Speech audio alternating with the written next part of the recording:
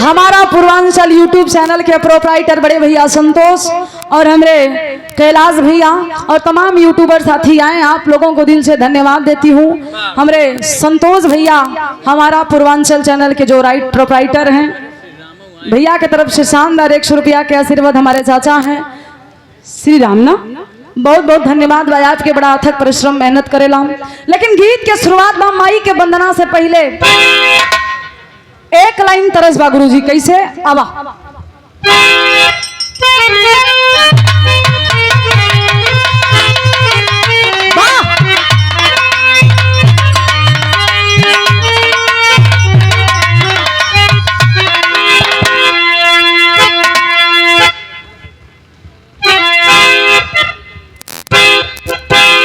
अरे जी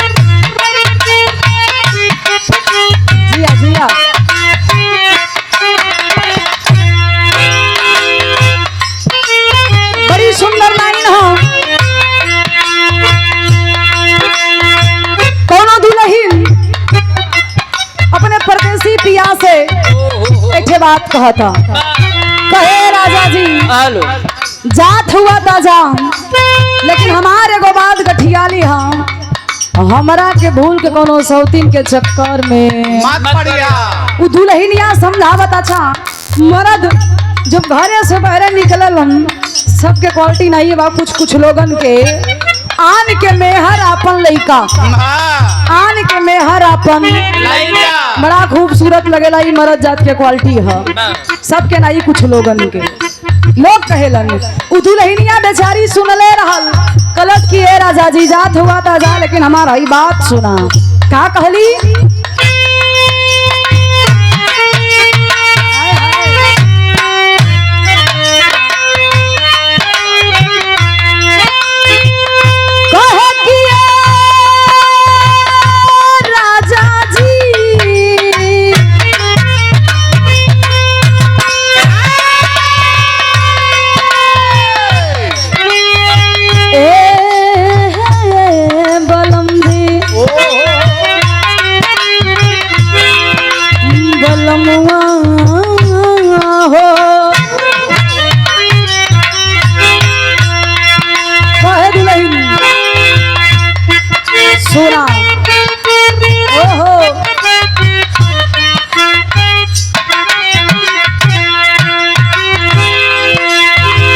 यही बात का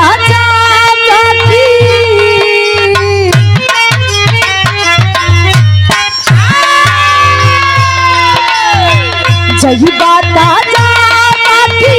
जल्दी आ जइहा परदेसी पिया,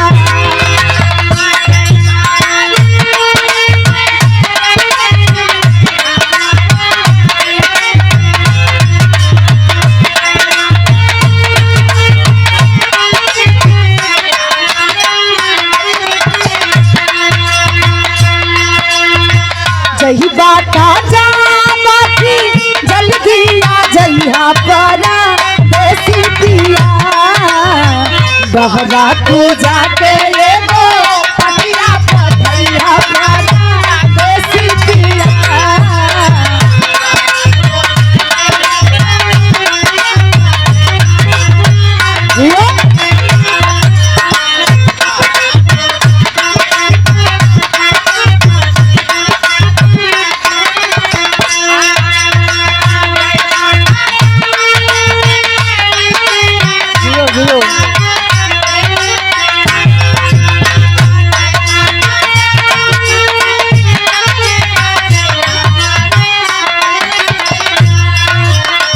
बहरा तू जाके एगो पटिया पठैया परदेसी पिया।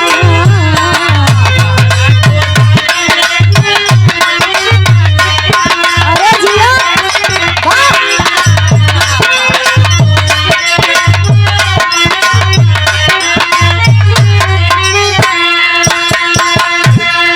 सम्मान मिला, आशीर्वाद मिला इस ग्राम सभा के मुखिया हमारे आदरणीय हमारे गार्जियन श्री विनोद पाल प्रधान जी के कर कमलों से, सही है ना, दिखाई प्रधान जी के बड़ा योगदान बा। वो कार्यक्रम में जब हमारे कार्यक्रम धरती पे रहल तब भी आपने बड़ा ही सहयोग दिया, आशीर्वाद दिया। आज भी मंच के माध्यम से आपके जरूरत भी रहल, आपके आशीर्वाद भी मिलल। हमारे प्रधान जी के कर कमलों से शानदार 201 रुपया के आशीर्वाद। प्रधान जी के बहुत बहुत प्रणाम हो, आशीर्वाद की प्रतीक्षा बाम। और ऑनलाइन पेमेंट हुआ, हमारे बड़े भाई हैं सोशल मीडिया के माध्यम से, और जहां भी हमारा कार्यक्रम रहता है उनका आशीर्वाद प्यार दुलार हमेशा मिला करता है। छाना पार की ऐतिहासिक धरती से, छाना पार गीतानगर प्रतापगढ़ की ऐतिहासिक धरती से हमारे बड़े भैया गौरी शंकर यादव आपके द्वारा शानदार 501 रुपया के आशीर्वाद। भैया के बहुत बहुत प्रणाम हो, आशीर्वाद की प्रतीक्षा। देखा उनकर फरमाइश बड़ी खतरनाक है, राजा हो तो वही कैसे मनाई। लाइव देखत हो जाई, लेकिन वंदना के बाद ये बिटिया माई से विनती करत बा, यही भाव में कहे का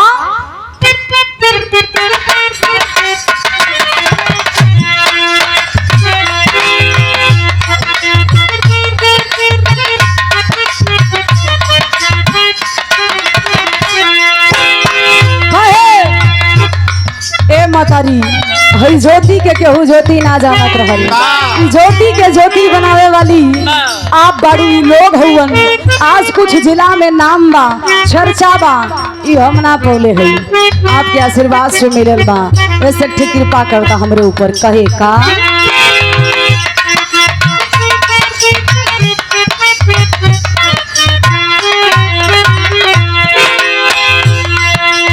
केहू नहीं जानत रहे,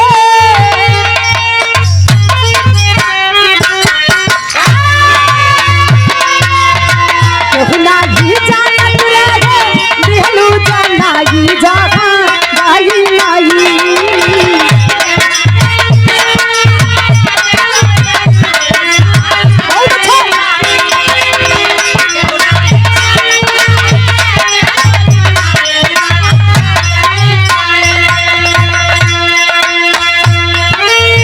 केहू नाही जानत रहे, दिहलू जानाई जागा गाई माई। नहुआ के सोहर छाई छाई गाहा गाई माई।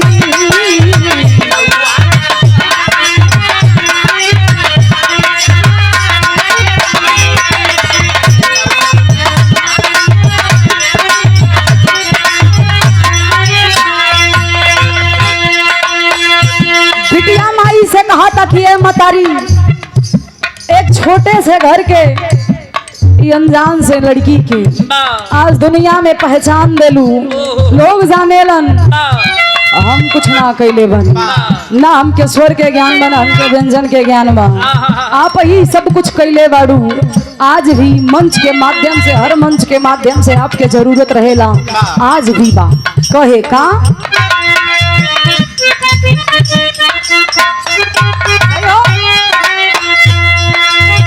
जिंदगी के राघा में या था रागल पानी।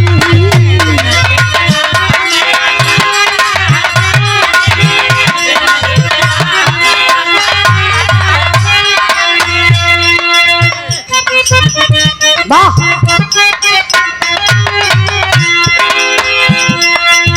जिंदगी के राह में या था रागल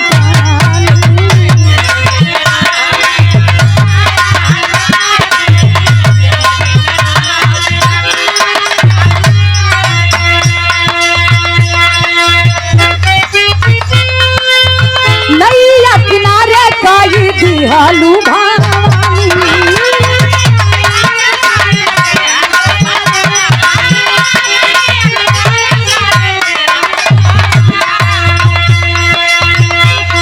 कहा था बिटिया वाह दिहालू ना कमो हमके कौन दिन राई जहाँ जाई नाई।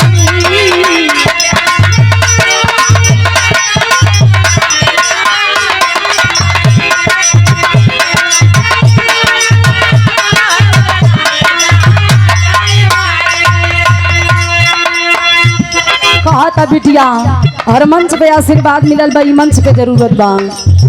निहलू ना का मोहम के देखा बुल रागी जहाँ जाई माई नहुआ के सोहरत बा छाई छा छाई जहाँ जाई माई।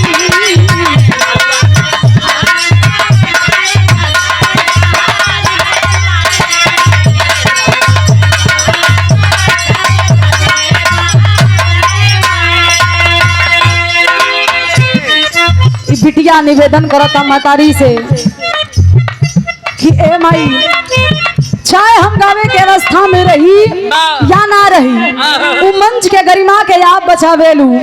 काहे से कि लोग कहेलन कलाकार महान नहीं होता।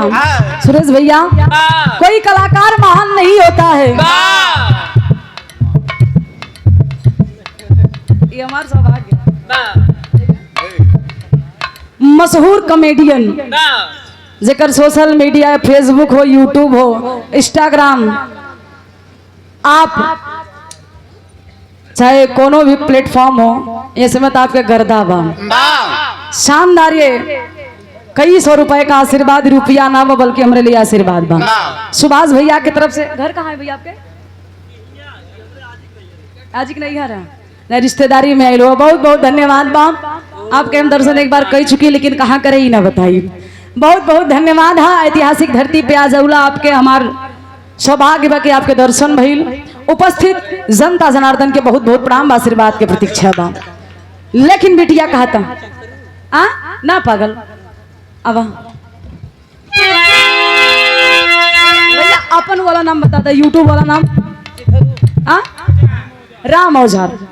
राम औजार राम औजार से लोग अगर सर्च करवा तो आ जाइए सब जान जाइए। हाँ अब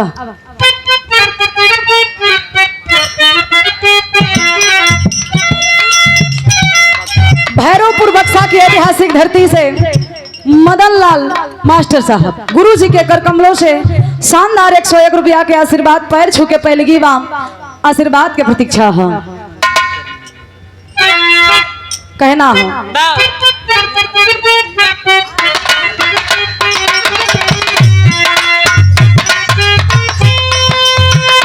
बिटिया निवेदन करत था कि ए माई ना हम कोनो हस्ती बानी राउर कृपा भइल हम गावत बानी लोग बजावत होवन तय से निवेदन बा का अंतरा के पहली नाइट में कहा था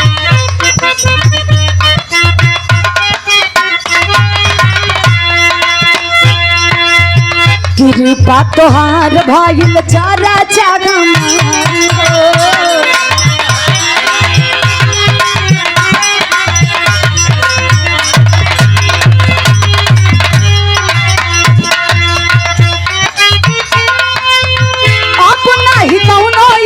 खुशी संग सार हो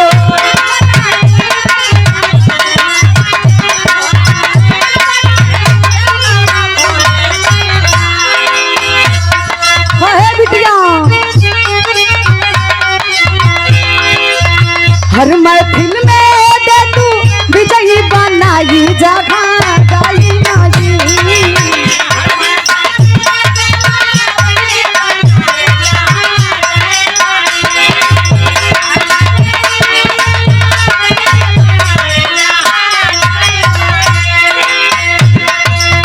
हर महफिल में ले तू विजयी बनाई जहाँ जाई माई नहुआ के सोहर छाई छा छाई जहाँ जाई माई।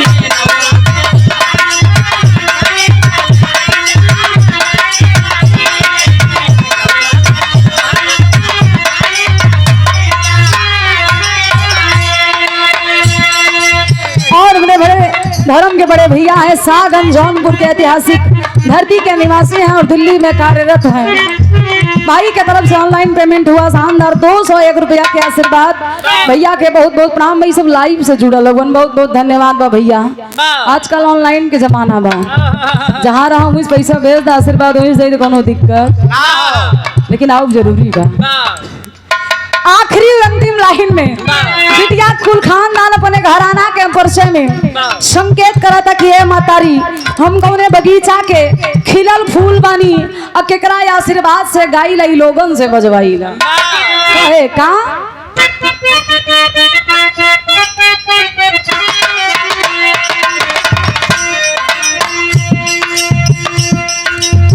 फूले फूल देखा हो बिहारी गणेश हो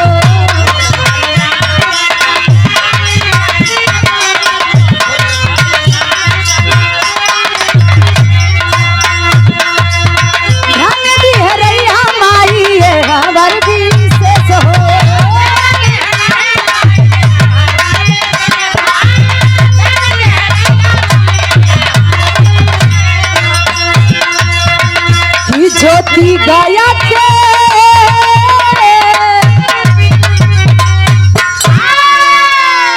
ज्योति गाया के दिलू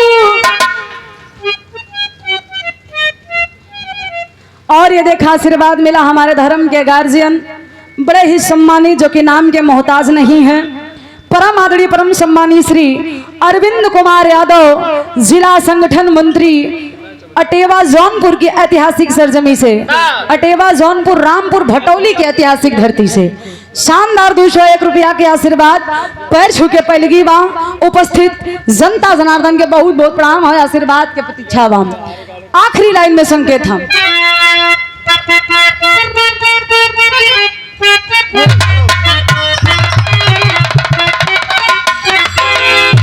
ज्योति गाया के दिहालू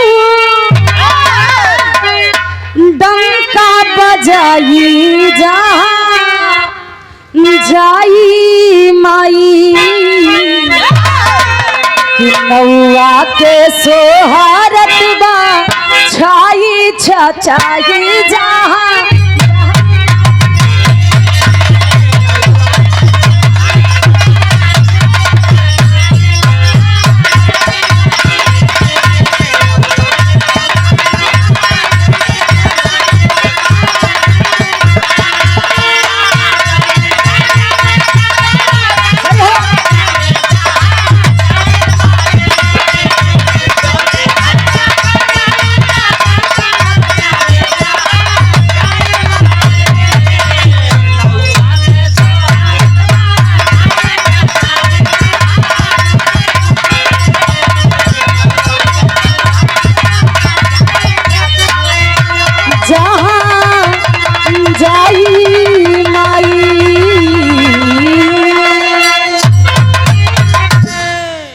भक्ति भजन हो गई और ज्यादा भक्ति भजन दुनिया में लोग करत हुए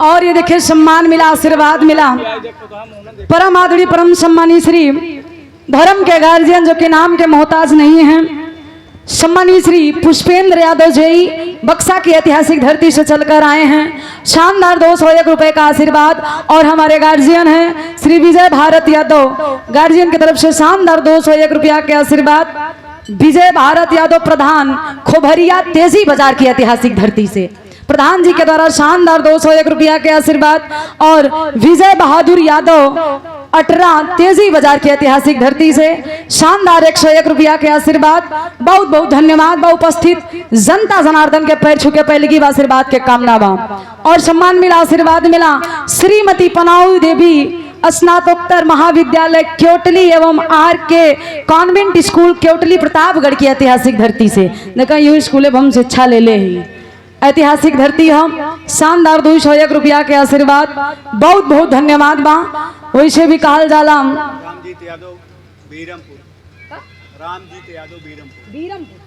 बीरमपुर की ऐतिहासिक पावन धरती से चलकर आए श्री रामजीत यादव और शानदार वस्त्र के आपके दुकान बा वस्त्रालय हम ये शानदार 101 रुपया के आशीर्वाद फैंसी आ कि रेडीमेड आई वो बताए देख चाहिए ताकि प्रचार बढ़िया हो जाए और जो आजकल तो जीएसटी हटे वाली है जीएसटी हट जात बा और जो तनी मनी आहार बाहर हो के लेवल में आ जाए तो मार्केट बहुत धुआंधार चली अब एक दिन बोला हट जाए तब जाना अच्छा बहुत बहुत धन्यवाद बा। हम सोचे बोल दे कि जान हटिन जाए। आ? अरे पागल, इतना दुनिया जानत बा, हम बोल दे तो गड़बड़ हो जाए। असल में उन्हीं के रिश्तेदार हैं। झेला लगन भैया ना, ये रास्ता से गुजर चुका है ने। क्या करे, वर्तमान बीडीसी है वन, तब समझ रहे नहीं के ऊपर कितना प्रेशर पड़त हुई। बेचारा कितना बार उठाई गए लेकिन बैठा है ना अभी तक। दुनिया से नहीं पागल, चार चक्का में।